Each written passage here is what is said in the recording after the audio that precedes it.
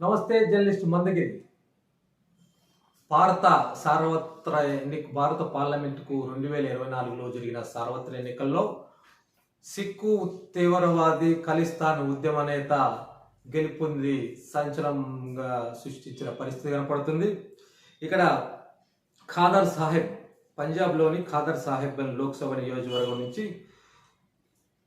అమృత్ పాల్ సింగ్, ఇతను ఖలిస్తాన్ ఉద్యమ నేత. ఖలిస్తాన్ పంజాబ్ ప్రాంతాన్ని ప్రత్యేక ఖలిస్తాన్ దేశంగా చేయాలని ఉద్యమం తలపెట్టిన నేపథ్యంలో ఆ ఉద్యమ నాయకుడిగా ఖలిస్తాన్ ఏర్పాటువాదిగా ముద్రపడి ప్రస్తుతం జైల్లో ఉన్న అమృత్ పాల్ సింగ్ ఇక్కడి నుంచి పోటీ చేసిన పరిస్థితి. ఇక ఇతను 1,97,000 మెజార్టీతో ఇక్కడి నుంచి గెలుపొందాడు స్వతంత్ర అభ్యర్థిగా.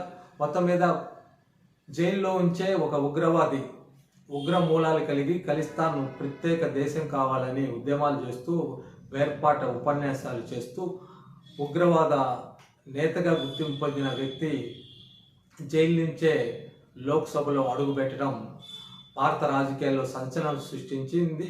అనేక మంది సామాజిక ఉద్యమకారులు ఎన్నికల్లో పోటీ చేస్తే 5,000, 3,000, 10,000 వచ్చిన పరిస్థితి ఉంటే ఒక వేర్పాటు ఉద్యమ నేతకు 1,90,000 పైచికుల మెజార్టీతో వేర్పాటు ఉద్యమ నేతని లోక్సభకు పంపించడం దేశవ్యాప్తంగా తీవ్ర చర్చనీయాంశమైంది.